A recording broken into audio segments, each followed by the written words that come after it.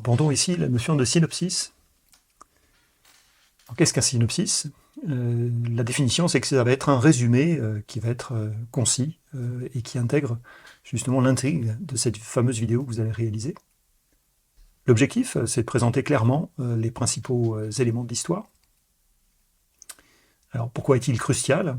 Il apporte une certaine clarté justement dans la vision de votre projet. Il va définir précisément l'intrigue avant la mise en production de la vidéo. C'est une façon de communiquer également, puisque cet outil va transmettre et partager la vision du projet avec l'équipe et les parties prenantes de ce projet. Il va aider à la structure, et il sert de guide tout au long justement de ce projet vidéo. Alors les étapes d'un synopsis. Première étape, ça va être de comprendre le concept et l'objectif, donc l'idée principale et le ou les objectifs de ce projet. Autre étape, ça va être d'identifier les éléments clés de l'histoire, les personnages, les principaux défis, comment résoudre le problème.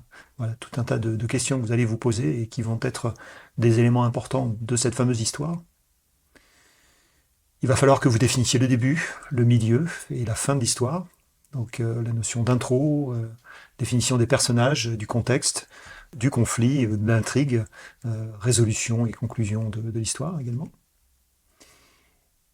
Il va falloir écrire un premier jet, le soumettre à révision et affiner ensuite l'écriture. Donc cet apport d'avis extérieur va vous permettre aussi d'avancer un petit peu mieux et puis surtout de vous assurer de cette compréhension. Est-ce qu'il est à la fois compris par vous et par les personnes à qui vous faites lire justement ce synopsis? Et puis éventuellement d'affiner les détails et soigner l'impact. Alors ce que je vous propose comme atelier, c'est de votre côté par exemple de réfléchir à un film que vous avez vu, que vous avez aimé, et de le décortiquer justement pour écrire son synopsis. Alors j'ai fait ce petit exercice avec le film Joker de Todd Phillips. Donc l'histoire, c'est dans les années 80, à Gotham City, Arthur Fleck, Joaquin Phoenix, est un homme marginalisé par la société, vivant avec sa mère malade. Il rêve de devenir un comédien de stand-up, tout en travaillant comme clown à temps partiel. Il est affligé par des troubles mentaux et un rire incontournable. Arthur est régulièrement moqué et maltraité par ceux qu'il rencontre. Sa vie sombre dans le chaos après une série de mauvais traitements et d'humiliations, tant personnelles que professionnelles. Une attaque violente dans le métro déclenche en lui une transformation irréversible.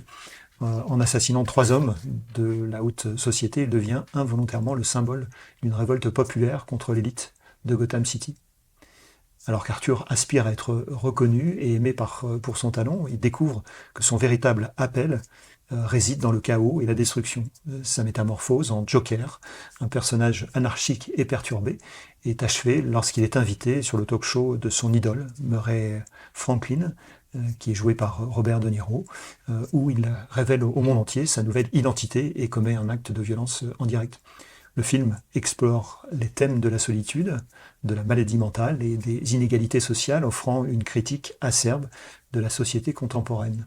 Joaquin Phoenix, donc l'acteur qui joue Joker, livre une performance magistrale, incarnant un personnage complexe, troublant, qui révèle des questions sur la nature de la folie et de la justice. Voilà un petit peu l'histoire, résumée de façon détaillée. Donc si on avait à définir le début, le milieu et la fin, donc le début serait Arthur Fleck, un clown alloué et aspirant comédien, lutte pour survivre dans une société qui l'ignore et le maltraite. Il vit avec sa mère, Penny Fleck, qu'il appelle affectueusement Happy. Le milieu de cette histoire, c'est après avoir été agressé et humilié à plusieurs reprises, Arthur commence à sombrer dans la folie. Son rire incontrôlable, symptôme de son trouble mental, l'éloigne de plus en plus des autres. La découverte de vérités douloureuses sur sa mère et son passé contribue à son déclin psychologique. La fin, ensuite, de cette histoire, c'est Arthur, qui adopte pleinement son alter ego, le Joker. Après avoir tué Murray Franklin en direct à la télévision, il est acclamé par les émeutiers de Gotham. Le film se termine avec Arthur, désormais Joker, enfermé dans un hôpital psychiatrique, riant de manière incontrôlable, laissant le public s'interroger sur la frontière entre la réalité et la folie. Voilà un petit exemple. Donc à vous de jouer de votre côté pour définir votre propre synopsis. Nous allons parler dans le chapitre d'après de storyboard.